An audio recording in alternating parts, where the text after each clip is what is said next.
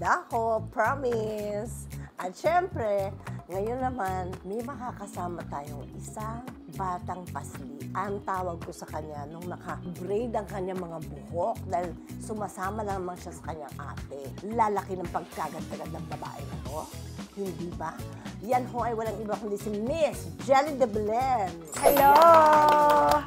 Hello, everybody. Kamusta na si Jelly? Mabuting-mabuti po. Kayo, kamusta? Yun. Di ba? What about you? How are you? Okay. Okay. Kasama kita eh.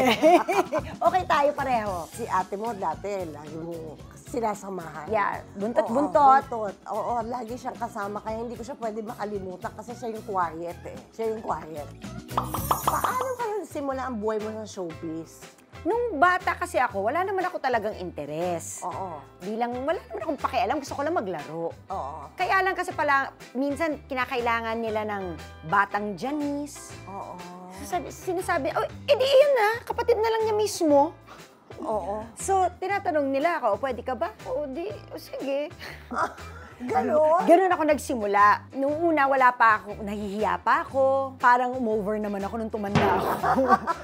So, ganon na nangyari. Nagsimula yun sa kailangan nila ng Batang Janice. Ang first movie ko pa ata nun, Roman Rapido. Ako yung Batang Janice. Hanggang sa, minsan kinukuha na talaga nila ako bilang ako. Doon ako nagkaroon ng, parang, ay, masaya pala to. Nag-e-enjoy ako umarte.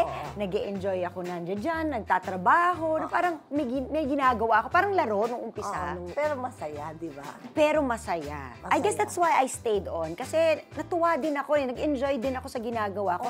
Iba to sa eskwela, iba to sa laro. Iba siya. Kumikita din. Oo, yun ang maganda doon. Di ba? Gusto mo na meron pang pay. May pa-bonus na minsan, ano ang gusto mo? Merong, ay, gusto ko, excited, mga ganyan. Nakikita mo ba? Nakikita ko. Diyos ko. Love at First Sight. Ano yan? Viva Movie. Na ang kasama ko si Vina Morales. Si Mariz, si Dingdong Avansado, si Raymart, at saka si Kimpi. Ay, sus. Kimpoy. Si Kimpoy. Kasama mo pala. Yeah. Kasi Raymart, yung nakilala ko, ganyan lang kalaki. Parang ako din, ganun din kalaki. Ganun ka lang kalaki. Kaya minsan, iniiwasan ko kayo dahil baka mapag-usapan ng mga ide. Pero naaalala ko, nung pag pumupunta ka sa bahay, talagang sinisilip ako. Kasi sinasabi niya, uy, darating si Marisol Soriano, maghahanda tayo, or something, si Mami, nagluluto, kung ano man. Oo, si Mami, punong diba? abala lagi. Punong abala, tapos darating ka, tapos nakasilip lang ako. Quiet. Quiet lang. Hindi ko nga alam, naipon ko siguro. Oo, tapos nung lumabas ka naman, tatatig. Lahat naman na. Oo, grabe. Live wire. Yun si Jelly. Correct. Kamusta naman kayo doon sa set ng Love at First Sight? Okay naman, masaya. Although, yun ate yung isa sa, kasi mga teenager, di ba? Usually, nung nagsisimula ako, lalo nung teenager ako, ang movies na ginagawa namin nun, mga comedy. Sa Viva ako nun. Parang ito yung unang medyo sumerious na movie na ginawa namin. So, syempre, nanibago. Yung ganun lang. Ang galing-galing mo kaya. Ano ba yun? Mahusay ka, no? Gagay. Ay, ayan na nga, si Gagay. Ang prinsesa ng brown out. Makakalimutan ba natin si Gagay? Syempre, anong memorable na kwento mo sa akin dito? Si Gagay, ang hirap niyang i-shoot. Masaya siyang gawin, kaya lang mahirap. Dahil tuwing darating ako sa set, may make-upan nila ako ng ano. Alam mo ba yung nalagay sa akin doon ng makeup para mangitim ako? Carbon paper. Ginaganon sa balat ko. Tapos, tansyo, nilagay sa yan. Para mukhang malagkit yung buhok mo. Correct. Tapos yung black na pang eyeshadow, alam mo yung Max Factor na cake eyeliner? Yun ang ano ko, funda ko.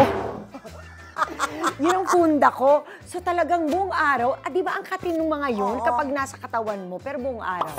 The Secrets of Sarah Jane Salazar. Yan yung first talagang serious drama na ginawa ko. Yung storya ng Sarah Jane Salazar. Nahirapan ka ba mag-switch? Konti. Kasi minsan parang kumakawala yung tunay na ako. Oo. Kasi komedyante ka talaga na hindi mo sinasadya. Na hindi ko sinasadya. Pero pinag-aralan ko talaga si Sarah Jane. Pinanood ko yung mga interviews niya. Kasi syempre, isa sa pelikula yung buhay niya. So nagkataon naman na favorite niya ako. So mabuti na lang ako yung napili niya.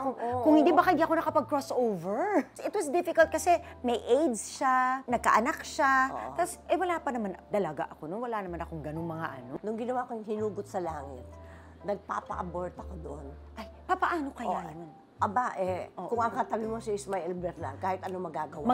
Kahit ano magagawa. Oo, Actually, 15 minutes sa paandar ko nga yung tricycle. 15 minutes lang umaandar na marunong na ako mag-tricycle. Si Ismael Bernal, totoo yan, nakatrabaho ko din siya. Parang yung akala mong iaarte mo, hindi yun. Hindi yun. Mali ka dun. Maling-mali. Oo, totoo yan. Nakakuha ka pa ng best actress. Opo. Opo. Yes. Mapalad na ano. I was blessed to get that at such an age. Apparently, at that time, ako daw yung pinakabata at that time. Pero syempre ngayon hindi na. Kailan pa yun? Kopong-kopong na yun. Kopong pa yun. Pero nag-guest ka sa Marisol Drama. Yes po! Yes, diba? I remember. Hindi pwedeng wala Pero ka takot ako doon nung nag-guesting ako doon. Bakit? Syempre, natatakot ako na parang nung bata ako, nakikita lang kita na sa bahay namin na nagchichika-chikahan kayo nila Janice. Napapanood. Alam niyo ba yung mga guesting niyo ni Janice? Ako nagte-tape nun. Ganun. Nire-record ko yun sa bahay. Kasi di ba pag nagpa-promote kayo ng pelikula niyo ni Janice, sumasayaw kayo ng mga shake body dancer ninyo. Ako, tinitape ko yan sa bahay. Ikaw ang taga-record. Ako ang taga-record. Nire-record ko siya. Tapos pag uwi ni Janice at ni Mami, papanood din nila yun. So, syempre, sanay ako na napapanood ko lang kayo sa TV. Tapos biglang makakasama ko kayo sa ano. Naku, diba? Syempre, nervous naman ako. Ikaw nervous eh. Diyos ko, sila dapat ang nervous sa'yo. Ay, Diyos ko, Lord. Oo. Oh my God! Ang bata na, si Carmina at si Ogie. Naaalala ko yan, 19 years old ako niyan. Kasi birthday ko yan Alam mo Tandang-tanda ko ako, yan. hindi ko masabi pag ako, kung ilang taon ako doon. Talaga? Oo, hindi ko na maalala. Kasi naman sa dami ng ginawa mo, Oo, Nay, dami. feeling ko mahirap. Kasi super busy ka, ha? Oo. Tsaka hindi ko akalain kung kailan ako nag-40, saka naman sila umaariba ng mga trabaho. Ay, kapal ang mukha. Sabi 40. Sige, Nanay, hindi na nga kita kinurek eh. Birthday ko yun. Birthday ko yun, ni-surprise nila ako. Tapos, syempre, nakainom na ng very, very light. Very light. Kasi bata pa kami noon, very, very light lang yun. Pagod na kami, gabi na. So, di ba, maliit lang yung bahay namin noon. So, pati kwarto, pati sala, may tao. May tao, totoo. So, ayan, sa kwarto ko yan, nahiga muna kami dahil napagod kami. Hindi ko naman alam kung ba't kami napagod. Siguro chichismisan kaming tatlo, ni Ogie at saka ni Carmina. Walang kupas yun. Eto naman, Diyos ko. I-try nyo nga mag-bathing suit dyan. Ay, wala. Dubai yan. Masyado mainit para mag-bathing suit dyan. Di ba sa Dubai, pag pumunta ka, pag mainit talaga, para ka nasa likod ng aircon. Yung sa likod ng refrigerator. At saka hindi, nanunuot sa sa balat. Kaya pala sila lahat naka-long sleeve dun. Kasi hindi mo kaya na yung balat, yung parang sunbathing ka. Ouch! Yan yung movie na For Love or Money with si Angelica at saka si Coco. Noong mga panahon na yan yung paumpisa ang COVID. Pero di ba, yung mga experiences na yan, yun yung mga hindi natin nakakalimutan. Totoo yan. I mean, kahit na nahihirapan tayo at that time, when you look back, parang ang saya din. Ang saya din naman. Basta lalo ka na, Nay. Ang dami yung movies. Nakailang Jan and Marsha kayo. Oo, ang dami kaya. Kung saan kayo na pumunta. Meron pa kayo ni Danny Vanny. Oo, kilala mo ba yun? Ang boyfriend kong Kano. Ang boyfriend kong Kano? Di ba? Naalala ko yun kaya. Pogi yun, no? Oo, pogi yun. Pogi yun. May commercial nga siya nung... Sayang. Naging kayo ba? Hindi Hindi? Di ka na nilikawan? Slides. I'm sure may busy ka nun. Sino yung boyfriend mo nun? Naku, huwag na natin pag-usapan. Kasi hindi maganda. Ay, hindi maganda. Oo, hindi. Huwag na natin pag-usapan yun. Sige, Huwag moving natin. on. Ayan, wala pa kaming title. Yan ang podcast namin ni Janice, ni Candy, at saka ni Carmina. Ayan, ang daming naaliw at pinag-uusapan nyo pa lang kung paano ko sinampal si Janice dito. Nakita mo ba yun? Pinag-uusapan namin yun. Alin bang Kasi, part? hindi ko alam kasi kung saan napupunta yung usapan namin doon. Basta pag pinlay na ang kung ano-ano na lang pinag-uusapan namin. Kasi nauwi kami sa pinag-uusapan namin yung pag nasasampal, yung mga sampalan scene. Bilang ikaw ang reyna ng sampalan, napag-usapan ka. Masakit ka pala sumampal. Mabuti na lang pala, hindi mo ako sinampal dun sa dun sa guesting ko sa'yo. Ay, hindi. Pag hindi naman kailangan, hindi ko pinapaano. Ano yung masabi ng episode na to? May sampalan. May sampalan? Oo, hindi gano'n. Paano ba nabuo yung show na to? Kasi di ba uso ngayon yung mga podcast, yung sa Spotify o sa radyo. Ngayon, palagi kasi kaming lumalabas sa mga YouTube namin ng isa't isa. Ni Candy, ni Janice Di Carmina na sa akin, naglalabas kami doon at sabi ng Viva, what if mag-podcast kaya kayo? Ang dami niyong pinagsasabi kayong magkakaibigan na kayo. Ang dami ninyong opinion. Mano bang i-share niyo na? So, yun ang ginawa Ganda. namin. Nung nag-interview ako sa inyo, naluloka ako kung paano kayo magsagutan, yung paano kayo magsaluhan, yung ganon. Hindi kasi madali yun. Hindi yun na-expect doon sa mga, yung sinasabi na, oy, friends kami, pero, o paano siya maligo? O paano siya kumain? Paano siya magpunas ng tuwalya? Umpisa ba sa taas o pababa? O pababa, pataas? Hindi naman mga ganon, di ba? Feeling ko kasi bata pa kami na magkakaibigan, maliban kay Janice na kapatid ko. Alam mo na, si Alam, ate. oo, di ba? Na talaga namang pinanganak ako, andiyan na siya sa buhay ko. Oo. Pero si Carmina at si Candy, mga bata pa kami nung magkakilala kami. So, hindi naman na nawala. Tuloy-tuloy lang siya through the years. Maganda.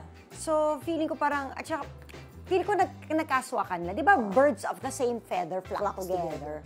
So, feeling ko, since pareho-pareho rin naman kami mag-isip, nagkakaintindihan talaga. Kaya nga, Pwede natuwa. magbarahan, Oo. hindi magkakasakitan ng loob. Di ba? Pwedeng ganon. Saka ano nyo ha, i-settle nyo agad. Huwag lang matutulog ng hindi na si-settle lang something. Di ba? Oo, dapat gano'n. Puro paa naman yan. Ano ba yan?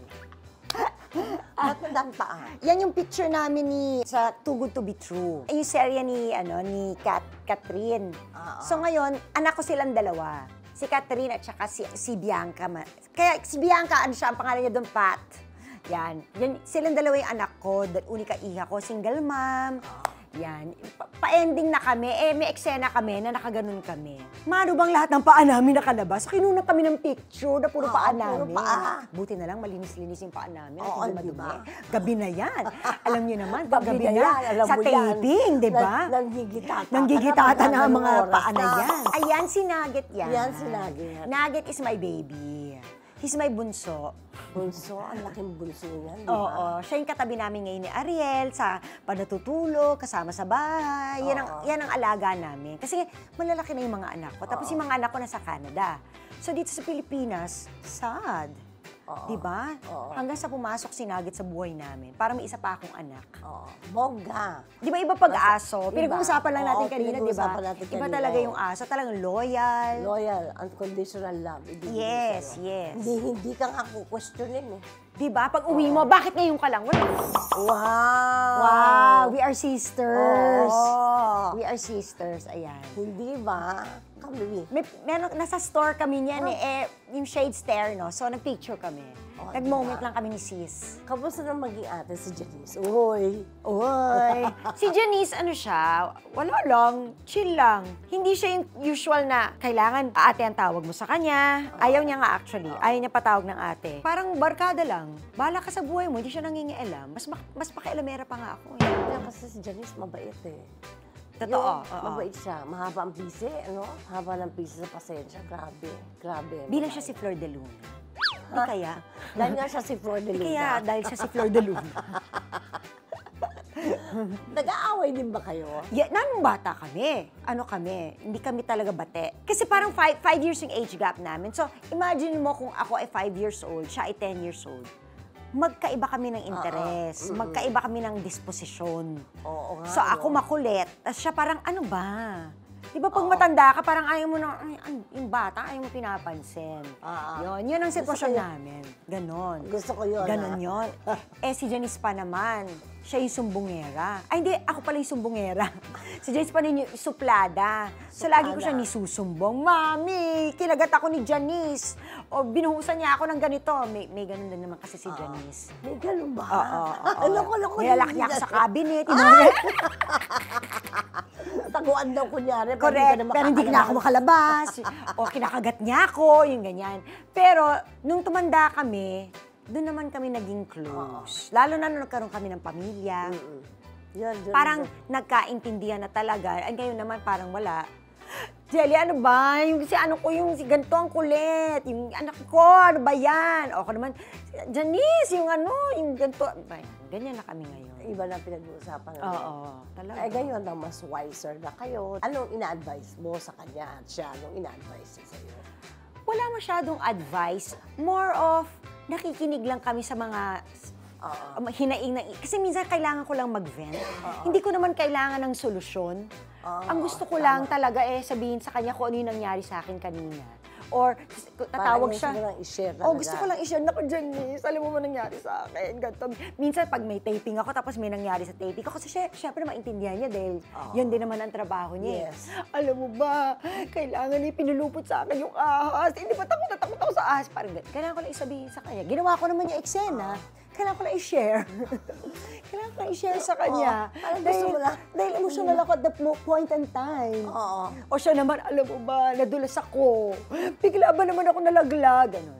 Ngayon, ang sakit-sakit ang likod ko. Mga ganon. Anong memorable moments mo with Ate Janice? Si Janice, marami kaming memorable moments, pero kasi kaming dalawa, pareho kaming clumsy. So ngayon, kapag nasa mall kami, kapag may nalaglag, may nahulog, nabasag, tingin na kami kaagad. Kasi malamang, isa sa amin dalawa yon. 2 boys. May 2 babies, si Waki at si Julio. Pero malalaki na sila ngayon. Yes, ano pa sila niyan? Mga 8 years old, 7 years old, mga ganyan pa lang sila noon.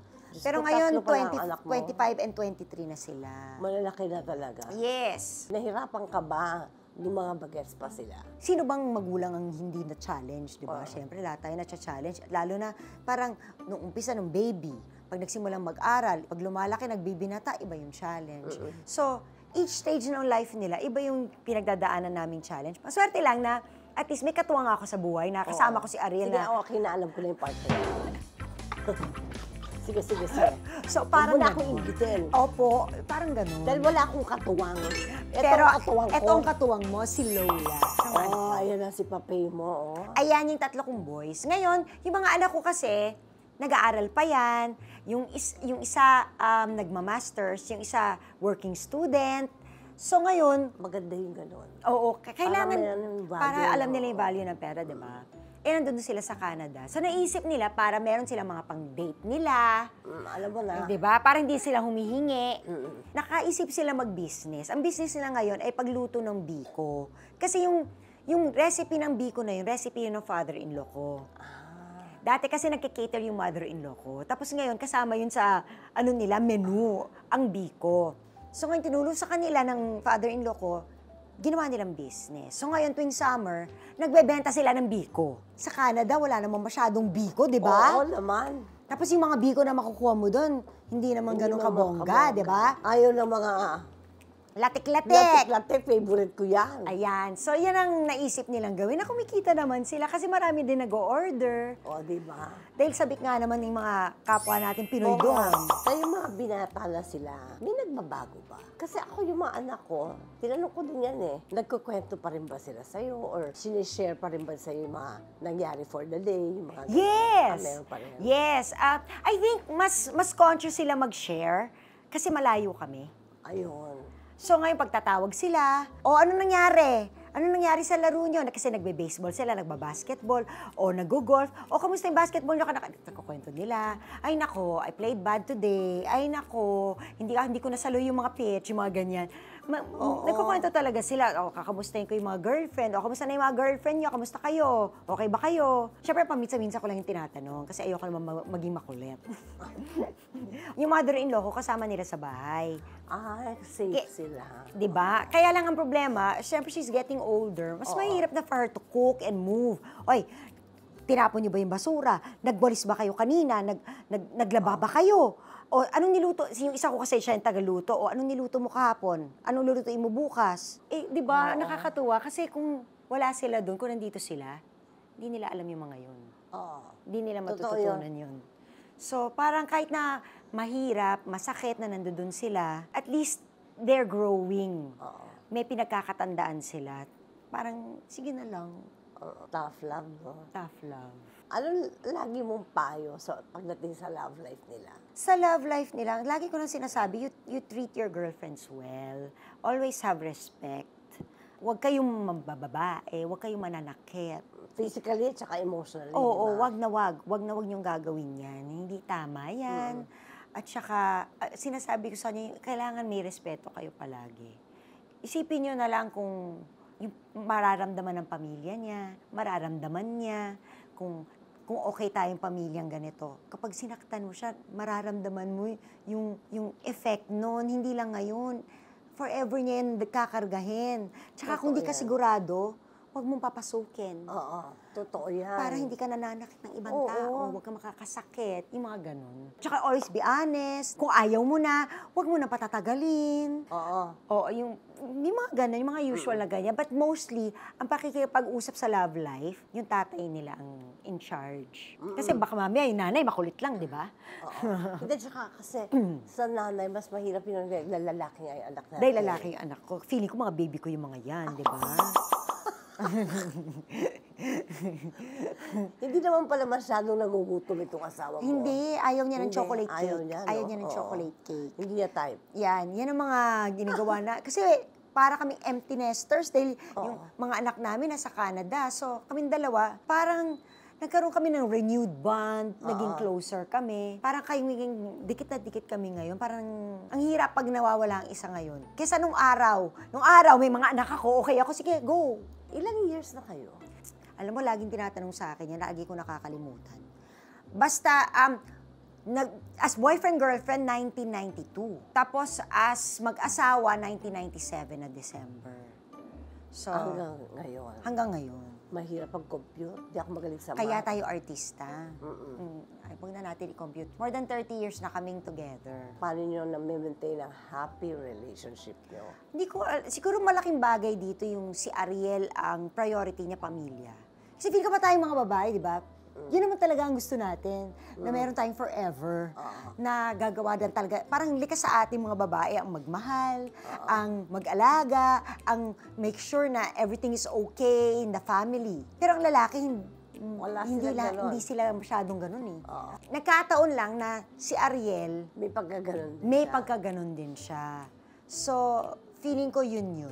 Pareho kami ng gusto sa buhay, na pag sinabi namin ang pamilya ang priority, totoo ang pamilya ang priority, yung ganon. Tapos, ewan ko, parang masaya lang kami magkasama. Malaking bagay din siguro, parang kaibigan ko din siya. Oo, yan ang maganda. Na enjoy, Kasi hindi lang kami loving-loving. Oo. Enjoy din kami mag-usap talaga. So, feeling ko malaking, may issue din nun. Meron ng ganon. Masaya lang. Masaya lang. Oo. Ano yung sweet gestures niya sa'yo? Paano? Nung nag-date kami, medyo sweet siya. Pero hindi siya, mas sweet siya ngayon na mag-asawa na kami. Ay. Ang gestures niya for me would be, I think, yung he really cares about well-being ko. Hindi lang yung pinauna niya ako sa pintuan, binuksan niya ang pintuan para sa akin.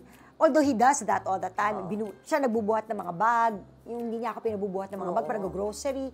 Pero yung he really cares about mapupuyat ka. Dapat, yung Gumagawa na siya ng schedule. gumagawa siya ng schedule. Tapos pag nagtatrabaho ako, lagi siya nagte-text, ilang ka pa. Yung mas OA siya. Sa akin, ha? Oo. Mag-check, mas OA siya. Siyempre kasi, kagandahan, ikaw ba yan? Ano ang wish mo for Ariel? Ano nga ba ang wish ko for Ariel? Ang hirap pala nun, ano? Oo, diba? Mahirap pala. Siyempre yung health. Oo. Gusto ko palagi siyang healthy para yung matagal pa kami magkasama, makita pa na yung mga anak namin na magkaroon ng sarili nilang pamilya. Magkasama lang kami hanggang forever. Yung ganun. Kasi meron naman talagang ganun. Meron talaga. Until the next lifetime, magkasama pa rin. Sana. Kung pwede, no? Pwede yan. Bigay ni God sa atin yan. For yourself naman. Ano for naman? myself, well, I just want yung good health. Tapos yung for us to be able to continue to providing for our family, yung living a comfortable life. Tapos yung health namin maayos lang. Tapos yung okay kaming pamilya. Sana nag-enjoy ho kayong lahat sa aming episode ni walang iba kundi si Miss Jelly de Belen. Thank you! Maraming salamaste at nandito na po sa ilalim po ano yung dapat gawin. Maraming salamaste, Jelly, at sa inyo pong lahat, maraming salamaste. Bye! Wala lang, ganun lang. Bidang-bida,